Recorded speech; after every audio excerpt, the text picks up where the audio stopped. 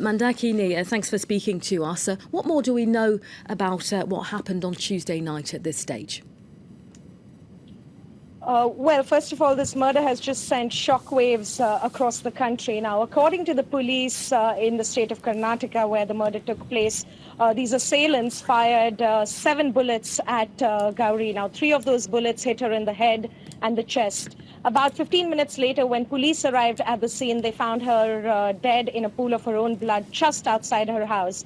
Now, the police said this morning that they believe that the assailants had been following her for a few days to draw up a pattern of her movements. They have detained one person in connection with the murder, but we do not know as yet whether he was one of the assailants. So for the moment, we don't know who killed her and why, but what we do know is that Gauri was fearless and outspoken, a staunch critic, as you said, of right-wing politics, of Hindu nationalist politics, of Prime Minister Modi's Bharatiya Janata Party. She worked for some of the largest newspapers in the country, including the Times of India, before leaving to start her own independent weekly. Last year, she was sued for defamation by local BJP leaders in Karnataka.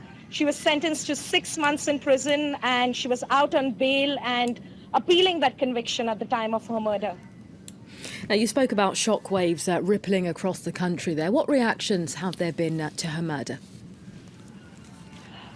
It's pretty much the only thing anyone's talking about here in India now. Prime Minister Modi himself is traveling. He's on a bilateral visit to Myanmar, although his silence hasn't gone unnoticed. However, members of his party, senior ministers, have come forward to strongly condemn the murder, including one of the ministers in his cabinet who said to say that she was murdered by those who believe in our ideology is wrong and unfair.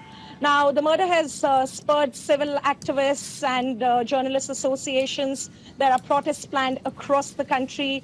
The Editors Guild of India has issued a statement calling her murder an ominous portent for dissent in democracy and a brutal assault on freedom of speech and expression. There are many protests planned, as I said. However, there are some people, particularly on social media, the right-wing brigade, who are condemning her and even celebrating her death.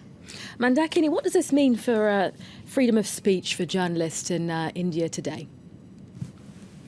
Well, this is not the first time that a journalist has been attacked and killed in India. Gauri herself wrote extensively about the shrinking space for dissent, but hers is the most high-profile case of a journalist being killed. We do not know as yet how much of this had to do with her work. Everyone's hoping that the police can crack this case quickly, but certainly the government of India is under a lot of pressure from journalists who've been writing very extensively for the last year and a half about how the space for dissent and the space to really oppose the government has been shrinking steadily since 2014. Okay, Mandakini Galot, keeping us up to date from New Delhi. Thank you.